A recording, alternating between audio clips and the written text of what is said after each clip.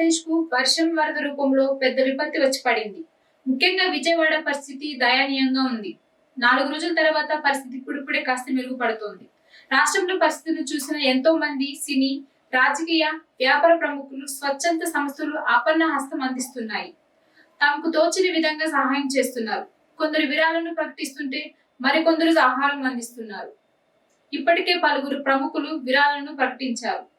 తాజాగా ఏపీ ముఖ్యమంత్రి చంద్రబాబు సతీమణి Heritage Foods Limited MD Nara Bhuvaneshwari భారీగా విరాళాన్ని ప్రకటించారు. ఆంధ్రప్రదేశ్, తెలంగాణ వరద ప్రభావిత ప్రాంతాల్లో సహాయ చర్యలు, బాధిత కుటుంబాలు ఆదుకునేందుకు నారా భువనేశ్వరి 2 కోట్ల విరాళం ప్రకటించారు. హెరిటేజ్ ఫుడ్స్ తరపున ఆంధ్ర, తెలంగాణ సీఎంల సహాయ నిధికి 1 కోటి చొప్పున విరాళం అందిస్తున్నట్లు ఓ ప్రకటన తెలిపారు.